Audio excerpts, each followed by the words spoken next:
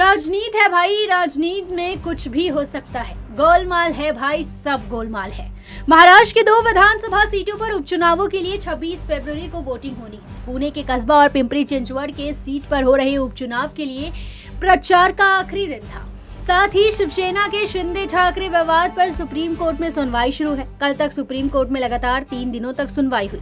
अब 28 फरवरी से सुनवाई होगी। इस दौरान वीडियो कॉन्फ्रेंसिंग के जरिए उद्धव ठाकरे ने शिव सैनिकों को संबोधित करते हुए कहा कि मध्य अवधि चुनाव की तैयारी शुरू करें। पर आज शरद पवार ने मध्य अवधि चुनाव की संभावनाओं से इनकार कर दिया। उद्धव ठाकरे की मध्य अवधि चुनाव होने की बात का संजय राउत ने भी समर्थन किया। संजय राउत ने कहा कि उद्धव ठाकरे ने जो मध्य अवधि चुनाव होने की बात कही है वो तथ्यों पर आधारित है।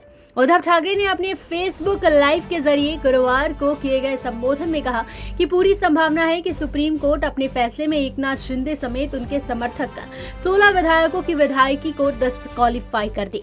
ऐसे शिंदे सरकार अल्पमत में आ जाएगी और विधानसभा के बजट सत्र के बाद महाराष्ट्र में मध्य अवधि चुनाव का ऐलान हो जाएगा। उद्धव ठाकरे गुरुवार को फेसबुक लाइव के जरिए महाराष्ट्र में पुणे की कस्बा सीट पर कांग्रेस उम्मीदवार और चिंचवड सीट पर एनसीपी के उम्मीदवार के समर्थन में अपने कार्यकर्ताओं को संबोधित कर रहे थे। उन्होंने संबोधन में कहा, आप अपने चोरी किए हुए धनुष्यबाण को लेकर आए और हम मशाल लेकर आते हैं। आज कस्बा में कांग्रेस और चिंचवड में एनसीपी के उम्मीदवार को जीत दिलानी ही होगी। मेरा अनुमान है कि हम विधानसभा के लिए मध्य अवधि चुनाव की दिशा में जा रहे हैं। दरअसल उद्धव ठाकरे की कोर्ट में दलील दी थी कि चूंकि एकनाथ शिंदे और उनके समर्थक बगावत के बाद ये दावा करते हैं कि वे पार्टी से अलग नहीं हुए, ऐसे में शिवसेना द्वारा जारी किए हुए व्हीप से वे बंधे थे, लेकिन उन्होंने व्हीप को नहीं माना। लेकिन शरद पवार ने आज मध्य अवधि चुनाव की आशंकाओं पर कहा, फिलहाल मौजूदा सरकार को कोई खतरा नहीं है और इसके साथ बहुत ताकत है।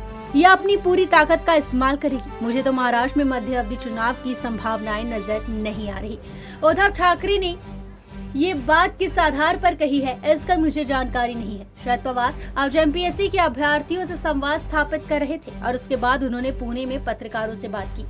यहाँ सवाल उठ रहा है कि शरद पवार ने उद्धव ठाकरे से अलग राय क्यों दी? क्या वे इस बात को भांप चुके हैं कि सुप्रीम कोर्ट क्या फैसला देने जा रहा है? सुप्रीम कोर्ट का संकेत अगर पढ़ा जाए तो कल कपिल सिब्बल की दलीलों पर जवाब देते हुए सीजेआई धनंजय चंद्रचूड़ ने साफ कहा था कि वे अगर ये सही भी कह रहे हैं कि शिंदे सरकार का बनना अवैध है तो वे बहुमत परीक्षण की पूरी कार्रवाई रद्द तब कर सकते थे, लेकिन वे ऐसा तब करते जब उद्धव ठाकरे इस्तीफा ना देकर फ्लोर टेस्ट का सामना करते। लेकिन उद्धव ठाकरे ने तो बहुमत परीक्षण से पहले ही इस्तीफा दे दिया।